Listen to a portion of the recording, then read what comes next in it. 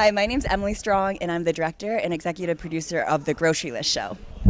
Hi, I'm Chrissy Camba, and I am the host of The Grocery List Show. Back at the Los Angeles Asian Pacific Film Festival, it's been heavy with documentaries, so it's nice to just think about food right now. So we're going to get to know the people behind The Grocery List, which is an upcoming show that will be on May 28th at the PBS Food app.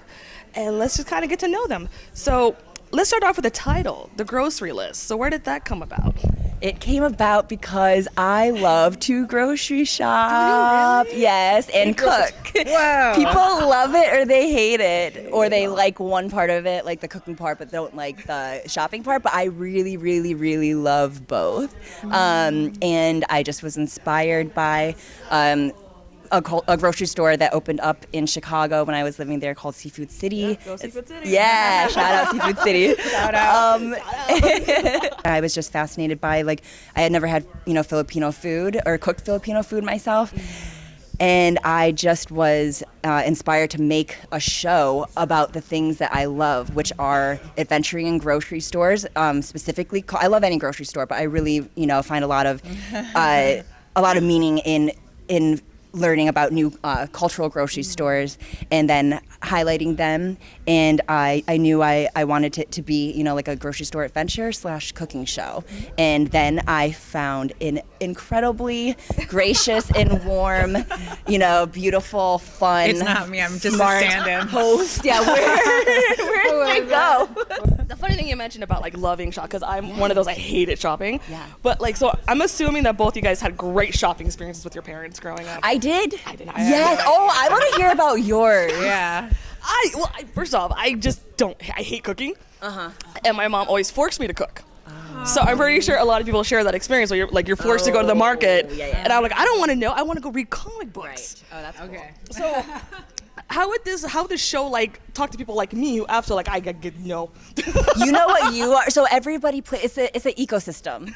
So everybody plays their role. There's the people that like to grocery shop and cook, like Chrissy and I think. And then there are the people that we like to have over that bring the party and Honestly, they eat. I will not, if I'm cooking for myself, I'm eating potato chips or Yes. a sandwich over the sink. If there's at least one person there, I will create a huge spread for them. I will stay in the grocery store for hours. Yeah, I don't cook for myself. I cook for other people. Yes. So for people like you, you're the one that please Yes, come so over, come over. and hang out and imbibe and enjoy the food. People like you give us a reason to live. A meening. Yeah. So I got the privilege of watching a sneak peek of the upcoming episodes. Because that's a lot of food. So I'm assuming it takes a long time to film it and cook it and everything. What happened to the food afterwards? We ate it. The people that were with us that we, highlighted in the show, the guests that, brought us into their store or that we went home to cook with, are the kind of people that make you eat. Yeah. In general, when you're looking into these, do you have a store in mind? How do you research it? Do you start with the plate first, the store first, the people first?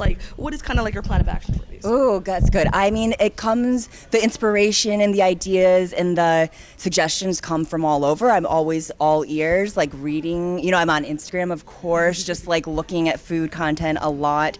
And then I will have a conversation with, a stranger. And so I just do research, but usually the best research for me is word of mouth.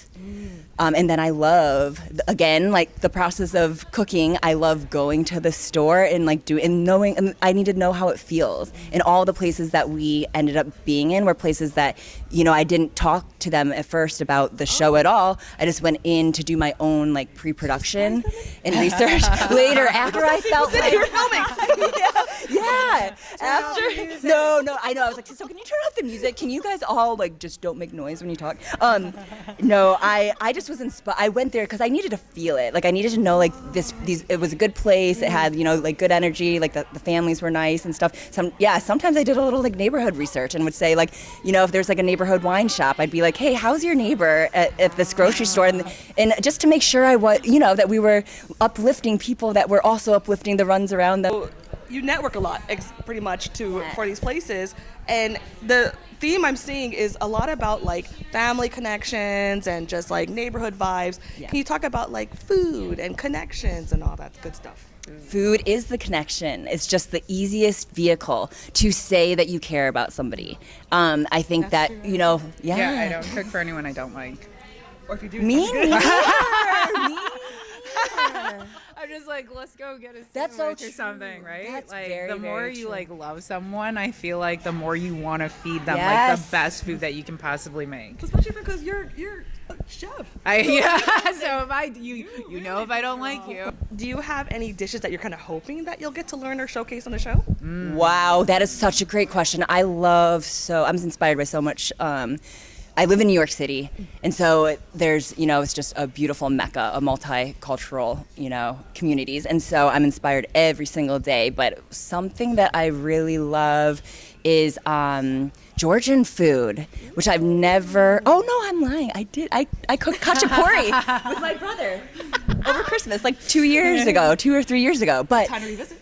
well, sorry, yeah, I can revisit it, and that was like we just needed to make that. But I sometimes. Yeah, that's one. They have so many dishes. I have no idea what they are outside of the khachapuri one that me and my brother made together. But I would love to go to a Georgian store and cook some Georgian food or film people cooking Georgian food.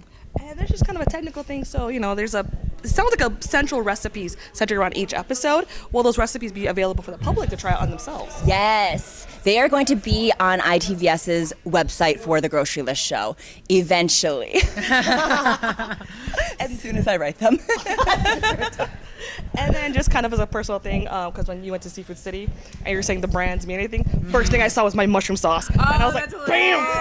That's mine!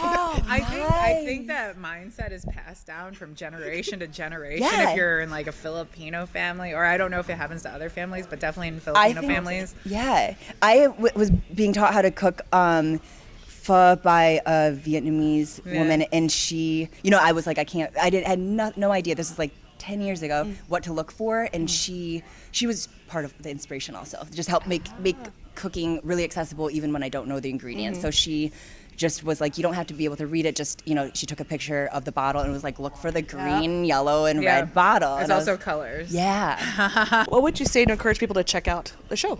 Ooh, I would say that if you watch the Grocery List show, you won't regret it. It'll inspire you to want to, get your friends together and cook something with them. Go explore a new neighborhood. Go explore a new city and culture, and really appreciate, global communities, the global community that we live in. And I think that they'll find that inspiration in the Grocery List show. Just that it's culinary exploration and adventure. Like everyone always wants to know like that hidden gem in their neighborhood. So. And for me personally, I just want all my friends to cook it so I don't have to. So, awesome.